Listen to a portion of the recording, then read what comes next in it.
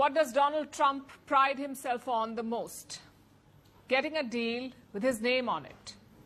From agreements to declarations to peace plans, he wants to be the one who breaks deadlocks. He wants to be the leader who shapes global outcomes. And that was his plan for the G20 summit too. Trump tried to take control from the outside.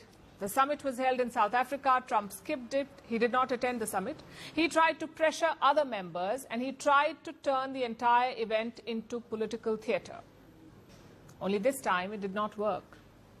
The G20 moved forward without Trump in the room, and it handed Donald Trump three big setbacks.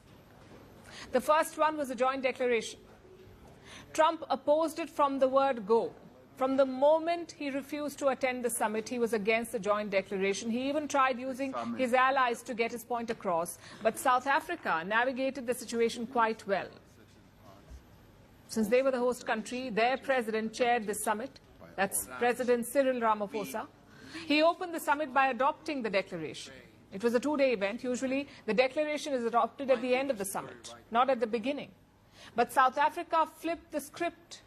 President Ramaphosa said the text had unanimous support. This was despite America's opposition and Argentina's objections. Argentina's president is Javier Milei. He's very close to Donald Trump. He too skipped the summit. He sent his foreign minister instead. And this Argentinian minister tried to do his best to block the joint declaration, but eventually it went through.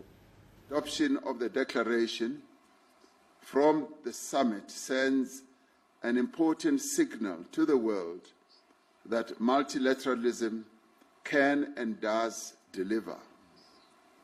It sends a message of hope and solidarity across the world.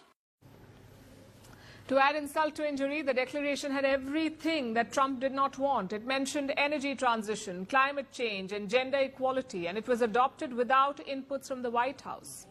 A White House official later called this move, quote-unquote, shameful, but South Africa stood its ground. It was a quiet but firm rebuke to the Trump administration and their pressure tactics. And this was the first clear setback to Trump. The second one came on the sidelines of the G20 summit. Three major powers from the global south came together. That's India, Brazil, and South Africa. Their leaders met in Johannesburg, and they revived an old trilateral grouping. It's called IBSA, the India, Brazil, South Africa Dialogue Forum, IBSA, India, Brazil, South Africa. And this was no routine photo op. It was the first high-level IBSA meeting in more than a decade. And it happened thanks to Trump's aggressive trade policies, the tariff war. It has pushed these countries together. They're coordinating a joint response. They're building an alternative platform for cooperation, and the absence of China has helped. You see, just like Donald Trump, Xi Jinping, the Chinese president, also did not attend the G20 summit. And this gave the IBSA leaders a chance to get together, to accelerate their own agenda and to promote multilateralism. President Trump has been demonstrating this for several months now. He has already withdrawn from UNESCO and the World Trade Organization. He is attempting to preach the end of multilateralism in practice, trying to strengthen unilateralism. I believe multilateralism will prevail.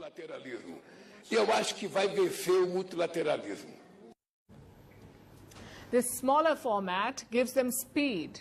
The three-member countries can coordinate faster and take decisions quickly. Remember, these countries are part of the BRICS too. India, South Africa, Brazil, they're all original members of the BRICS as well. But with a smaller group like IBSA, they get more flexibility. And this also shows how alliances are shifting, how countries are pushing back against Trump's pressure tactics. So that's the second